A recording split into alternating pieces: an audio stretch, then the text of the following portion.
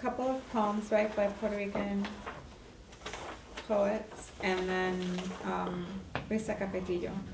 And I wanted us to read I like these. You liked her writing? I wanted to read these because when we read, let's see, a couple of weeks ago, the introduction to the book that we read about the narratives by the 4 early migrants, pioneros, during that first part of the 20th century. We didn't read any writing by women who migrated before 1950. So I thought that we would do some of that and discuss some of that today, and that's what these readings were about, and then we're gonna move on to, starting next week, we'll really look more at civil rights movement, 1960s and 70s, and the Eureka movement, and then we'll continue with that. But before we moved on, I wanted to make sure that we read some of the work by women, Puerto Rican women, who migrated before 1950. So maybe we can start with the readings by Luisa Capetillo.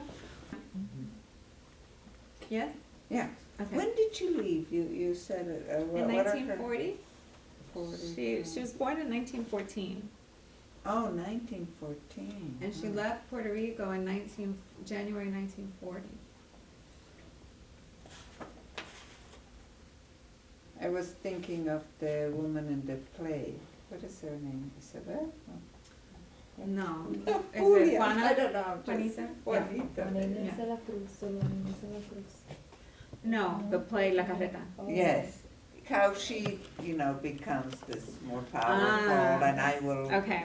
drive my own carreta, and da-da-da. But this woman was much older, actually, than the woman in the play. Yes, she would have predates. been. Yeah. But Oh, that's this kind of- reminds me of the part about the hair.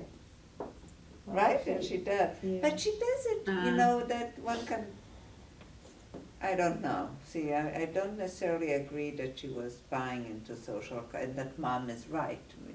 Most moms tend to see change as like, oh no, it's not as pretty as it used to be, just because it's a change. But most young women like to go against what they grew up with, and every new fashion, the older generation thinks it's ridiculous. I didn't think that the author is necessarily criticizing her so much, but maybe to a point.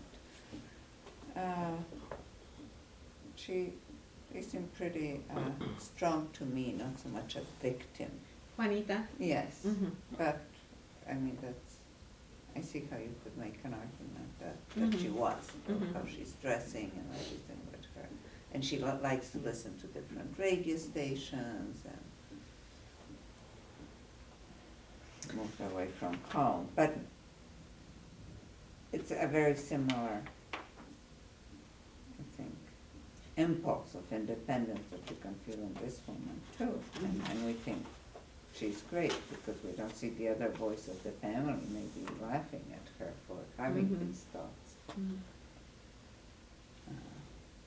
If we do go uptown, it is right on 106, I think, that there's a mural of her on 106 between Lexington and 3rd Avenue. It's really close to Lexington Avenue, actually, but there's a mural of Julia de Burgos. So you can see that mural of her there. But then, of course, in this final poem, I Was My Own Root, she really, finally, kind of breaks free from this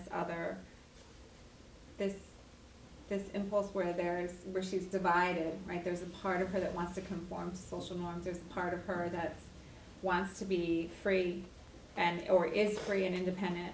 And then finally, in this one, she does sort of decide to be her own person, follow her own path. And she leaves by herself, a single woman, right? Which is big deal at that time in 1940, for her to leave alone. She did have a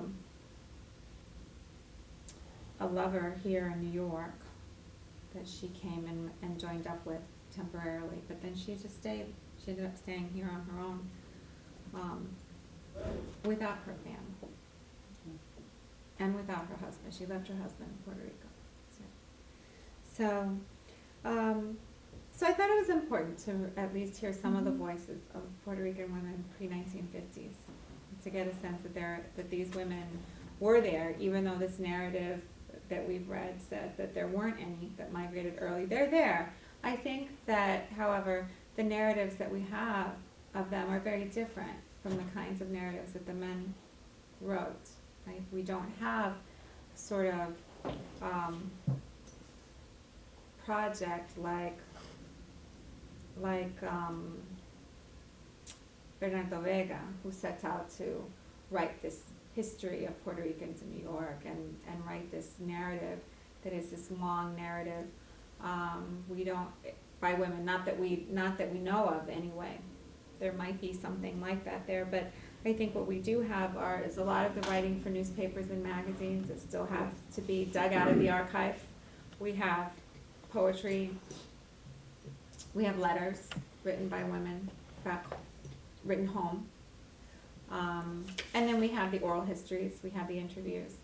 So we have the material, but it's still, I think a lot of it still needs to be dug out of the archives. It's there, though.